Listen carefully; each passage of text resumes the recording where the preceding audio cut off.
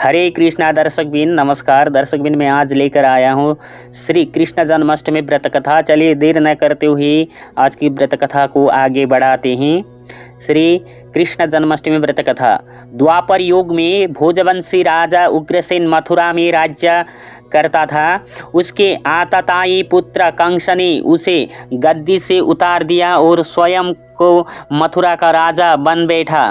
कंस की एक बहन देवकी थी जिसका विवाह वसुदेव नामक यदुवंशी सरदार से हुआ था। एक समय कंस अपनी बहन देवकी को उसके ससुराल पहुंचाने जा रहा था। रास्ते में आकाशवाणी हुई, हे कंस, जिस देवकी को तू बड़े प्रेम से ले जा रहा है उसी में तेरा काल बसता है। इसी के गर्भ से उत्पन्न 8वां बालक तेरा वध करेगा। यह सुनकर कंस वसुदेव को मारने के लिए उद्यत हुआ। तब देवकी ने उससे विनय पूर्वक कहा, मेरे गर्भ में से जो संतान होगी उसे मैं तुम्हारे सामने ला दूंगी।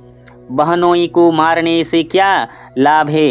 कंस ने देवकी की बात मान ली और मथुरा वापस चला आया। उसने वसुदेव और देवकी को कारागृह में डाल दिया। वसुदेव देवकी के एक एक करके 7 बच्चे हुए और 7 को जन्म लेते ही कंस ने मार डाला। अब 8वां बच्चा होने वाला था। कारागार में उन पर कड़े पहरे बैठा दिए गए। उसी समय नंद की पत्नी यशोदा को भी बच्चा होने वाला था। उन्होंने वसुदेव देवकी के दुखी जीवन को देख 8वें बच्चे की रक्षा का उपाय रचा। जिस समय वसुदेव देवकी को पुत्र पैदा हुआ उसी समय संयोग से यशोदा के गर्भ से एक कन्या का जन्म हुआ, जो और कुछ नहीं सिर्फ माया थी। जिस कोठरी में देवकी वसुदेव के थे उसमें अचानक प्रकाश हुआ और उनके सामने शंख चक्र गदा पद्म धारण किए चतुर्भुज भगवान प्रकट हुए। दोनों भगवान के चरणों में गिर पड़े। तब भगवान ने उनसे कहा, अब मैं पुनः नवजात शिशु का रूप धारण कर लेता हूँ। तुम मुझे इसी समय अपने मित्र नंद जी के घर वृंदावन में भेजाओ और उनके यहाँ जो कन्या जन्म ली है उसे लाकर कंस के हवाले कर दो। इस समय वातावरण अनुकूल नहीं है, फिर भी तुम चिंता न करो। जागते हुए पहरेदार सो जाएंगे, कारागृह के फाटक अपने आप खुल जाएगा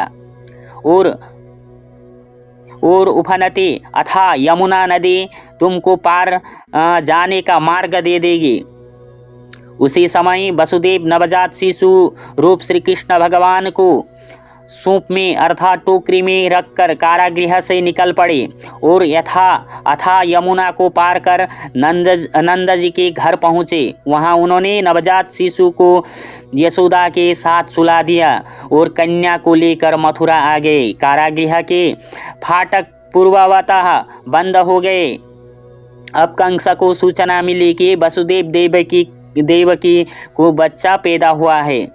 उसने बंद गृह में जाकर देवकी के हाथ से नवजात कन्या को छीनकर पृथ्वी पर पटक देना चाहा, परंतु वो कन्या आकाश में उड़ गई और वहां से कहा, अरे मूर्ख, मुझे मारने से क्या होगा।